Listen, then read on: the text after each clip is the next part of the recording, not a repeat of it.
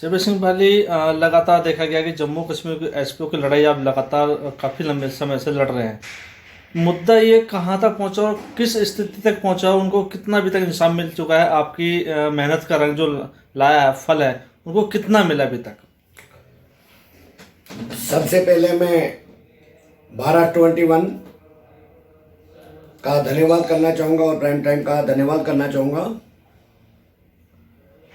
मैं आपके चैनल के माध्यम से जम्मू कश्मीर लद्दाख के एसपीओज भाइयों और बहनों को जो 40,000 के करीब हैं, जिसमें हमारे डिसंगेज एसपीओज हैं, वीडीसी एसपीओज हैं और रनिंग एसपीओज हैं, सभी को एक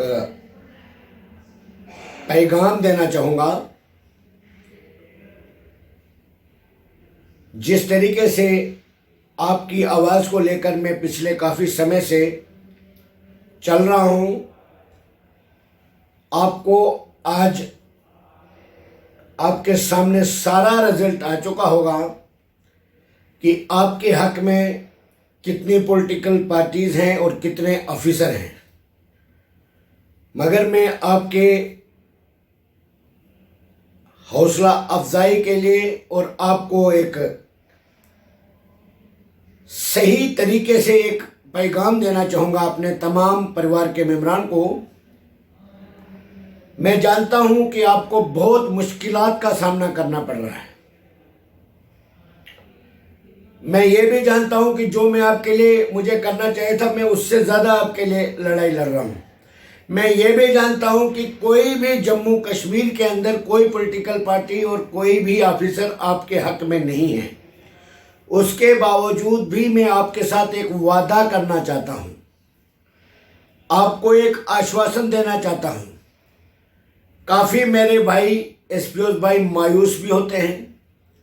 मैं थोड़ी सी पूरी जानकारी तो नहीं दे पाऊंगा, थोड़ी सी आपको एक जानकारी देना चाहूँगा। आपको मैंने शुरू से कहा, आप मेरे परिवार का एक हिस्सा हो।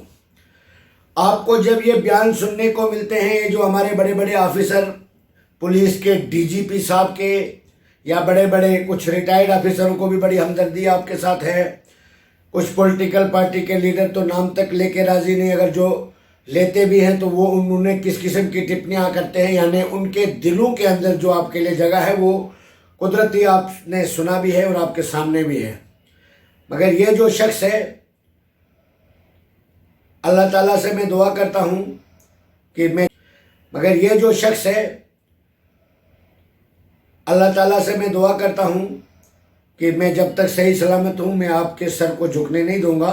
अलबत्ता जब सच्चाई के राह पे आप निकलोगे तो कठिनाइयाँ ज़रूर आती है। और मैं भी एक साधारण से परिवार से बिलोंग करता हूँ, मगर मुझे फ़ख्र है मैं एक हिंदुस्तानी शहरी हूँ। और जो आइन हिंद ने मुझे जमहूरी ताकत दी है बोलने की, मैं आपके साथ जो भी ऑफिसर या जो भी एडमिनिस्ट्रेशन या जहाँ से भी आपके साथ नाइंसाफ़ी होगी, उस नाइंसाफ़ी के खिलाफ मैं एक चट्टान की तरह आवाज़ उठाऊंगा। और मैं आपके साथ हमेशा से ही मेरा आपके साथ वादा है। और दूसरी बात, मैं आपको ये बताना चाहता हूँ कि इन पुलिस ऑफिसरों के बयानों से, इन लीडरों के बयानों से मेरे तमाम जम्मू कश्मीर लद्दाख के एसपीओज के ऊपर कोई भी किसी भी किस्म की परेशानी नहीं आनी चाहिए। मैं भी एक अच्छी तंजीम के साथ जुड़ा हूं और हमारे पीछे भी बड़ी बड़ी ताकतें हमारे साथ भी हैं। मैं डीजी साहब से पूछना चाहता हूं, 15 दिन पहले उन्होंने एक बयान दिया कि जम्मू कश्मीर लद्दाख का जो एसपीओज है मेरा परिवार है, इनको हम बहुत अच्छी फोर्स के तर्ज पे देखते हैं। और फिर 4 दिन 10 दिन के बाद वो टेम्परेरी हो गए, उनको ऑलरेडी तनख्वाह मिल रही है।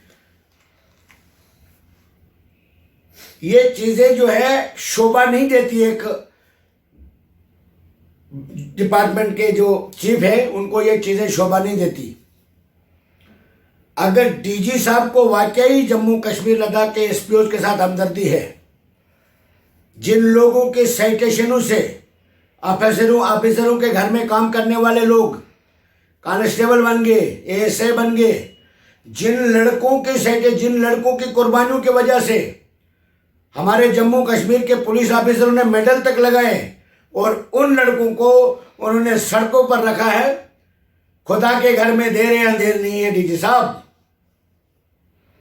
बड़ी बड़ी हस्तियां, बड़े बड़े पैगंबर चले गए तो हम तो एक मिट्टी है। अगर आपको अपना परिवार कहीं एसपीओज, भाई दूसरे स्टेटों में भी आपने ये कहा कि एसपीओज है, आपको शायद ये भूल गया होगा कि जम्मू कश्मीर लद्दाख के अंदर कितने एसपीओज भाइयों ने शहादत तक दी, ऑफिसरों ने, और आप ही के हाथों से। जो सरेंडर मिलिटेंट हुआ, जिसने भी सरेंडर किया उसको आपने गवर्नमेंट जॉब दे दिया।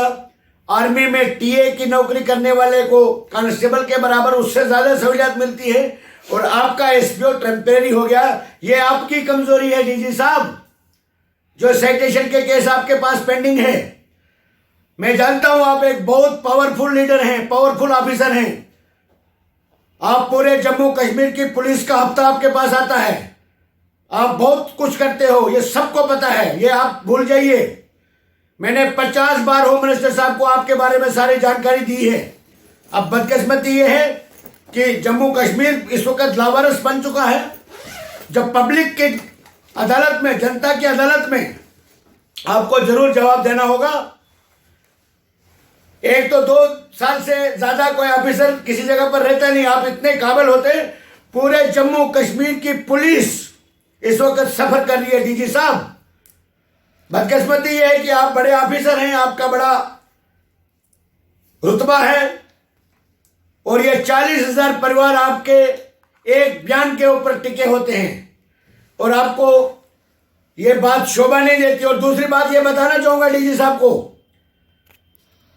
डीजी साहब से भी ऊपर बड़ी बड़ी हस्तियां बैठी है। यह कुर्सी किसी के बाप की नहीं होती, कुर्सी पे बैठ के काम करना पड़ता है। मैंने देश के प्राइम मिनिस्टर साहब को पूरी डिटेल बताई है, मैंने होम मिनिस्टर साहब को पूरी डिटेल दी है मेमोरेंडम में, और होम मिनिस्टर साहब ने 3 बार लेटर तक इशू कर दिए और डीजी साहब को अभी टेम्परेरी नजर आते हैं।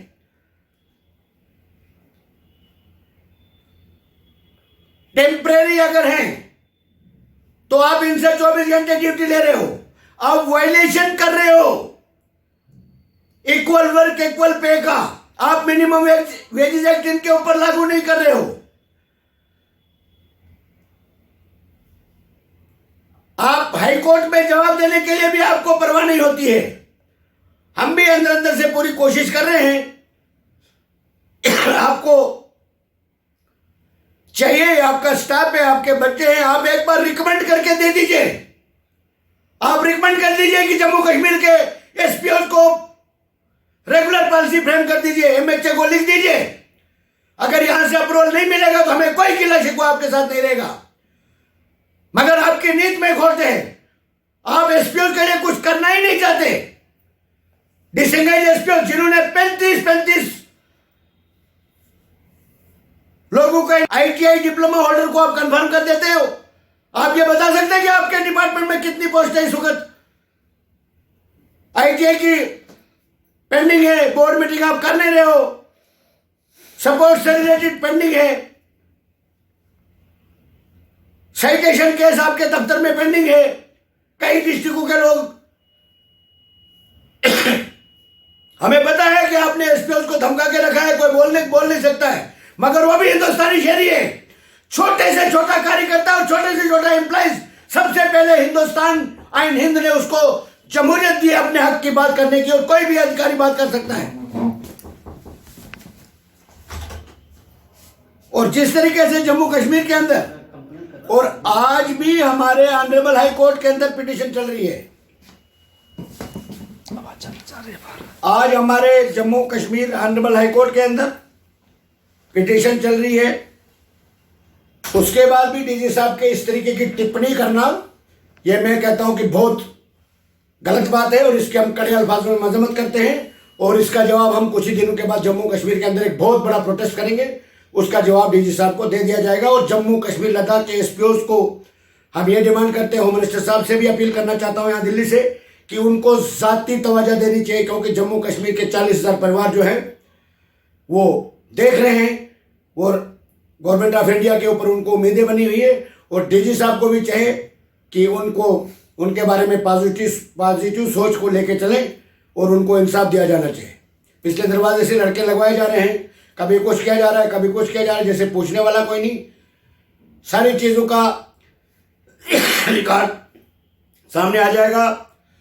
और जिस तरीके से जम्मू कश्मीर लद्दाख के एसपीओ की बारे में डीजी साहब सोच रहे हैं, उसको हम कड़े अल्फाज में मजम्मत करते हैं। जम्मू कश्मीर लद्दाख के एसपीओ के बारे में डीजी साहब को चाहिए कि वो तुरंत गवर्नमेंट ऑफ इंडिया को रिकमेंड करे, इनकी रेगुलर पॉलिसी फ्रेम हो जाए और इनको कांस्टेबल के बराबर सैलरी दी जानी चाहिए। जो ऑलरेडी ऑनरेबल हाई कोर्ट में पिटीशन चल रही है और उसका भी फैसला, हमें पूरा भरोसा है कि उसका फैसला बहुत जल्द आने वाला है। उसके लिए हम जो आज तक हमने बाकायदा तौर पर प्राइम मिनिस्टर साहब, होम मिनिस्टर साहब, डीजी साहब, गवर्नर साहब प्रोटेस्ट ना पीसफुल प्रोटेस्ट करके टस से मस नहीं हुए। हमने नहीं चाहा कि हम किसी भी किस्म की वायलेशन करें। आने वाला वक्त जो है तो डीजी साहब को पता चल जाएगा कि ये एसपीओ का परिवार कितना परेशान है। सारे परिवार को लेकर हम सड़कों पे उतर सकते हैं अगर इनकी सुनवाई